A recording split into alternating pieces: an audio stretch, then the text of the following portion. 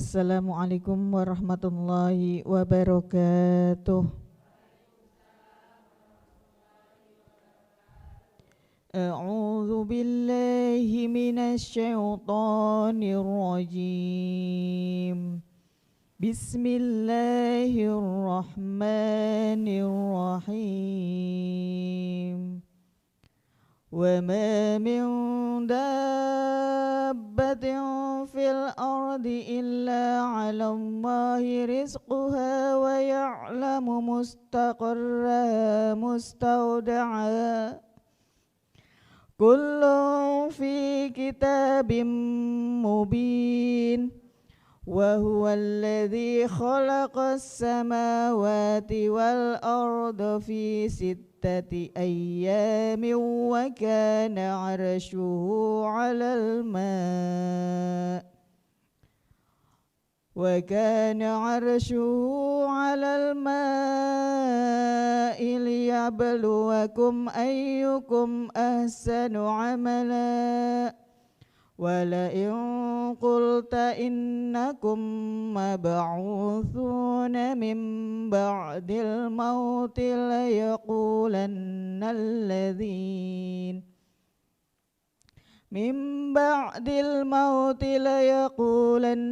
الذين كفروا إن هذا إلا سحر مبين. Sadaqallahul azim. Bismillahirrahmanirrahim. Assalamualaikum warahmatullahi wabarakatuh. Bismillahi walhamdulillah wassalatu wassalamu ala rasulillah wala haula wala quwata illa billah amma ba'du. Indahnya pada pagi hari ini Allah kembali perkenankan bertemu dalam kondisi sehat di acara ngopi, ngobrol perkara ilmu. Ngopi yuk. Sebelumnya saya akan terlebih dahulu menyapa Bapak Ustadz Ahmad Haris Riswanto. Assalamualaikum Pak Ustadz. Waalaikumsalam warahmatullahi wabarakatuh. Gimana kabarnya Pak Ustadz? Alhamdulillah baik, sehat. Alhamdulillah sehat. Jamaah ibu-ibu yang ada di lokasi gimana kabarnya Bu? Alhamdulillah sehat. Topik ngopi kita pada pagi hari ini yaitu terkait pintu-pintu rizki. Nah, pintu-pintunya apa aja Pak Ustadz, penasaran? Kita akan mendengarkan langsung, silakan Pak Ustadz. Baik, Assalamualaikum warahmatullahi wabarakatuh. Bismillah, alhamdulillah, alladzi an'ama alaina bi ni'matil imani wal islam. Summa salatu wassalamu ala sayyidina Muhammadin wa ala alihi wa ashabihi ajma'in, amma ba'du. Jamaah yang dimuliakan Allah dan juga pemirsa Sinpo TV yang semoga kita selalu dirahmati oleh Allah Subhanahu wa taala. Obrolan kita pagi ini yaitu tentang pintu-pintu rizki. Hal yang kadang menjadi momok permasalahan kita itu ya kadang urusan rizki. Dalam doa-doa kita sering mohon diluaskan rizki. Bahkan kalau minta rizki itu biasanya yang banyak, yang luas, yang melimpah gitu ya. Nah. Lalu dalam Al-Quran apa saja pintu-pintu rizki buat atau untuk semua makhluk Allah, bukan hanya manusia tapi semua makhluk Allah.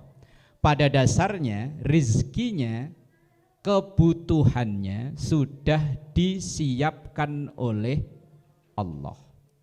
Misal dalam Al-Quran itu ada,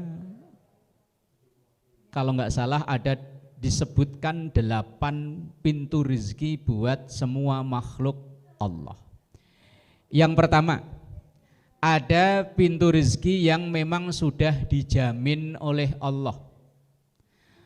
Dalam ayat yang dibacakan oleh qari'ah kita tadi, wa ma min dabbatin fil ardi illa 'alallahi rizquha. Bahwa seluruh yang ada di muka bumi ini rizkinya sudah dijamin oleh Allah.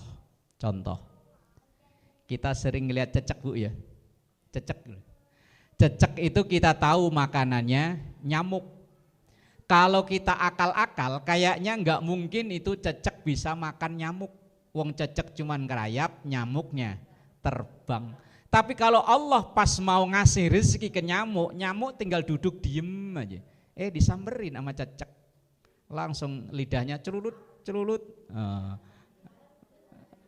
Masa harus nyanyi sih ya? Masa harus nyanyi cicak-cicak di dinding? Ini membuktikan bahwa rezekinya cecek itu udah dijamin oleh Allah. Asal cecek itu mau makan ya ada laler, ada nyamuk yang nyamperin. Apakah kita bisa seperti itu? Kita loh manusia. Bagi orang-orang tertentu bisa. Tapi kalau kita ini masih orang-orang biasa, bukan makomnya, bukan levelnya untuk rezeki itu dijamin oleh Allah. Kita itu masih ada yang kedua, bahwa Allah memberi rezeki itu melalui jalan usaha. Lah ini ya kelas-kelas kita ini masih ada usaha. Dalam ayat Qur'annya wa allaisa lil insani illa ma sa'a.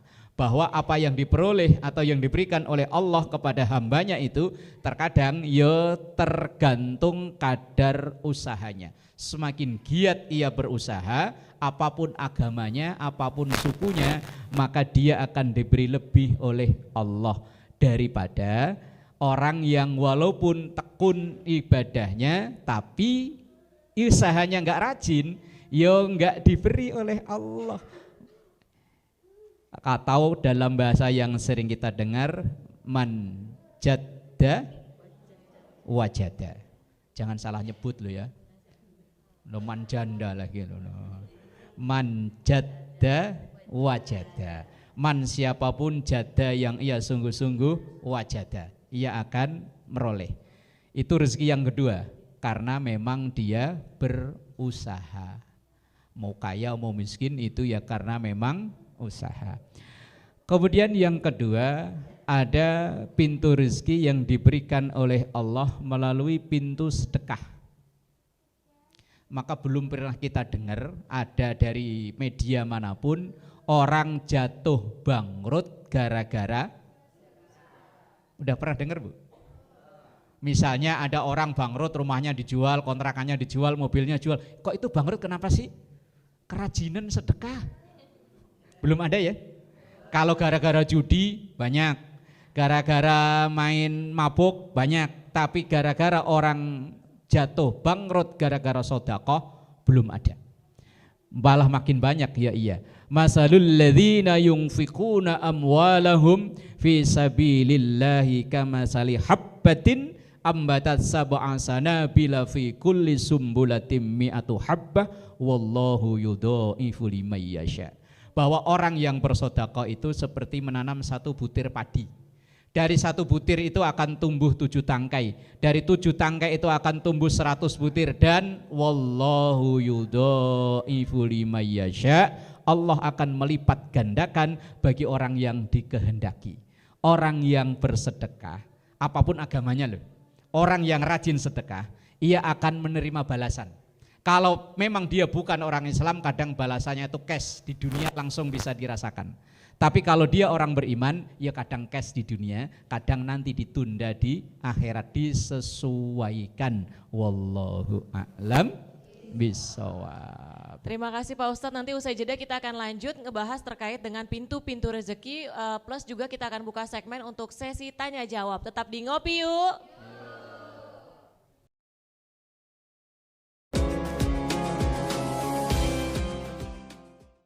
Alhamdulillahirrabbilalamin, kita masih dalam acara Ngopi bersama Ustadz Ahmad Haris Riswanto. Ngopi yuk. Di segmen kedua kali ini kita akan buka untuk sesi tanya jawab. Silakan sebutkan nama dan juga pertanyaan untuk 2 orang. Assalamualaikum warahmatullahi wabarakatuh. Nama saya Ibu Rosmala Dewi dari Bekasi. Izin bertanya Pak Ustadz, mengapa Allah memberikan rizki kepada hambanya yang berbeda-beda? Mohon penjelasannya. Wassalamualaikum warahmatullahi wabarakatuh.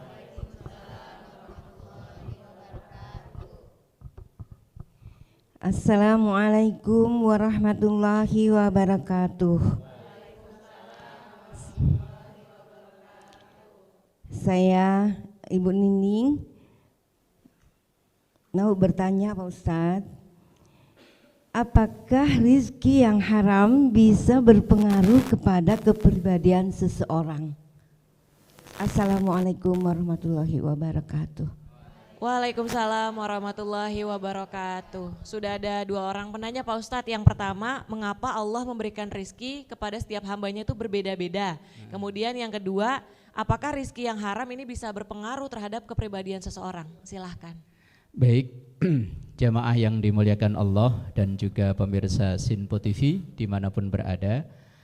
Pertanyaan yang pertama, kenapa Allah memberi rezeki pada hambanya ini beda-beda? Kalau sama malah bahaya, Bu. Misalnya orang kompleks ini semuanya kaya raya semua. Mobilnya 4, rumahnya tingkat. Bahaya, Bu. Kalau ada yang genteng bocor, nggak ada yang mau betulin. Lah ngapain? Rumah saya udah bagus, duit saya banyak. Ibu pagi-pagi lapar mau beli nasi uduk, nggak ada yang jualan. Tutup, udah kaya semua. Lah iya, ibu rumahnya miring nyari tukang nggak nemu, udah nggak mau jadi tukang, semuanya kaya. Lah maka Allah menciptakan rizki orang berbeda-beda. Ada yang kaya, ada yang miskin, ada yang banyak, ada yang dikit. Inilah bentuk keadilan Allah agar roda kehidupan ini bisa putar dengan baik. Kalau semuanya kaya, mas-mas kameramen pada berhenti kerja. Lah ngapain, udah banyak duit, tinggal enakan rebahan di rumah, mainan sama anak sama bini, ya kan, ngopi. Lah iya. Ibu-ibu yang dulu datang dari kampung, lah ngapain capek-capek datang ke kota, kalau di kampung udah banyak. Nah iya.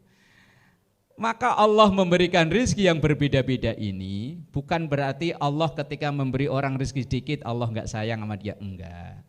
Ketika yang dikasih banyak Allah demen, belum tentu. Korun itu diberi harta luar biasa banyaknya, Bu ya. Sampai orang sini kalau bikin pondasi rumah gali sumur kok nemu emas, bilangnya hartanya siapa? Lah padahal Korun itu ditenggelamkan oleh Allah di Mesir. Lah orang Bekasi kok bisa nemu punyanya Korun, itu yang bawa dari Mesir ke sini siapa? Saking kayanya Korun. Tapi apakah Korun itu orang yang disayang oleh Allah? Belum tentu. Sebaliknya ada Nabi Isa. Nabi Isa itu termiskin di dunia, bukan Nabi Ayub, bukan. Nabi Ayub itu masih punya anak, masih punya istri, masih punya rumah. Nabi Isa itu semuanya nggak punya. Istri nggak punya, anak nggak punya, rumah nggak punya. Itu dulu mungkin kalau sejaman sama Roma Irama udah dinyanyiin itu, Bu. Langit sebagai atap rumahku, bumi sebagai. Lah iya, untung nggak sejaman. Ada penggemarnya ternyata. Apakah Allah nggak sayang dengan Nabi Isa? Justru dengan sayangnya Allah kepada Nabi Isa tidak dibebani dengan harta yang ia punya. Aslinya semakin banyak harta yang dititipkan kepada kita, itu kan bebannya makin banyak tuh. Orang kalau nggak punya apa-apa mau berangkat kemana-mana itu pikiran plong, rumah nggak dikunci, aman. Apa yang mau diambil? Maling aja masuk rumah itu nyesel. Apa yang diambil ini? Lah iya, masuk ngelihat panci, udah begini pancinya. Makanya orang yang begitu tuh mau pergi kemana tenang, anteng, rumah nggak dikunci, wong memang rumahnya juga nggak ada kuncinya.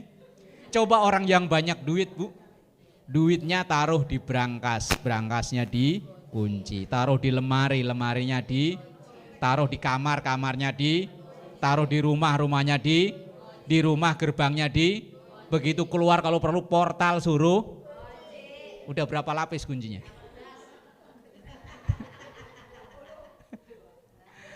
Coba kalau orang nggak punya apa-apa, anteng. Ayo. Tapi kita tetap milih yang semuanya lah ya. Jadi Allah membeda-bedakan pemberian rizki itu memang sebagai bentuk keadilan Allah supaya bumi, tata kehidupan manusia ini bisa berputar dengan baik, berjalan dengan baik. Orang disebut kaya itu karena ada yang miskin. Kalau kaya semua berarti nggak disebut orang kaya lagi. Orang disebut ganteng itu karena memang sebelahnya nggak ganteng. Orang disebut cantik karena memang kanan kirinya nggak cantik. Makanya kalau ibu pengen kelihatan cantik jangan duduk di sebelah orang cantik. Kalau mau duduk milih-milih. Lah kalau duduk di situ kalah cakep lah. Lah kalau di sini mah iyalah. Daripada saya dikeroyok mending iya aja. Yang pertama, yang kedua, apakah rezeki haram itu berpengaruh? Iya, sangat-sangat berpengaruh. Orang yang setiap hari dikonsumsi sesuatu yang haram maka akan menimbulkan otak yang dipikirin akan selalu haram. Umpama, orang yang hari-harinya hobi ngambil tapi enggak izin, alias ngambil tapi enggak izin. Iya enggak izin, padahal bukan punya dia. Itu misalnya hari itu dimakan, besok dia pasti akan berpikiran punya siapa lagi nih. Begitu udah dapat siapa lagi nih. Yang dipikirannya bukan apa lagi tapi siapa lagi yang jadi korbannya dia. Orang-orang yang dalam dirinya ini mengalir darah yang berasal dari makanan haram, maka akan selalu berpikiran yang dipikirin yang haram. Orang yang hobi nyolong, masang judi, slot, saya yakin gak ada yang mikirin majelis taklim ini. Apa ada orang yang hobi begitu tiap hari ini separuh saya bagi buat majelis taklim. Maka ada satu riwayat kalau nggak salah ini ditulis dalam tafsir Ibnu Katsir, ada seorang yang berdoa pagi, sore, siang, malam luar biasa doanya. Tapi belum diijabah oleh Allah. Kemudian ia bertanya ke seorang ulama. Ulama itu balik bertanya, kenapa doamu tidak diijabah? Ya saya nggak tahu. Coba cek makanan yang kamu makan. Coba cek pakaian yang kamu pakai. Coba cek tempat yang kamu tempati. Kira-kira itu halal atau haram. Kemudian orang itu berpikir, ya Allah, baru tersadar dia bahwa dalam tubuhnya ini yang ia makan, yang ia pakai, yang ia tempati, ternyata banyak yang haram. Maka dari haram itulah jangan harap doa kita diijabah oleh Allah. Lah terus kadang ada yang berpikiran nakal, lah itu orang-orang yang kelakuannya nggak baik kok duitnya banyak-banyak. Itu bukan rizki dari Allah, itu namanya istidraj. Seperti contoh Korun tadi itu istijrot. Orang yang kurang ajarnya kebangetan justru malah diberi berlebih oleh Allah dalam urusan dunia. Fir'aun kurang apa? Kurang ajarnya, tapi dia jadi penguasa sampai akhir hayatnya. Berarti yang seperti ini namanya istidraj, pemberian Allah, tetapi bukan karena sayangnya Allah, justru karena marahnya Allah. Wallahu a'lam bishawab. Terima kasih Pak Ustadz, nanti usai jeda kita akan lanjut ngobrol terkait dengan pintu-pintu rizki. Tetap di Ngopi Yuk.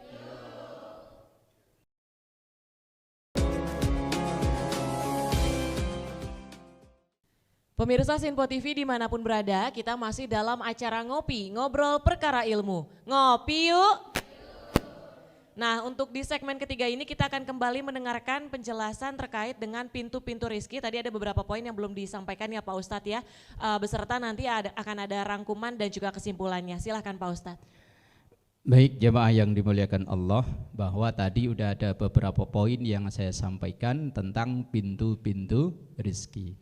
Yang selanjutnya ada kalanya Allah memberi pintu rezeki itu karena menikah. Ayat Al-Qur'annya iyakunu fuqara yughnihumullahu min fadli.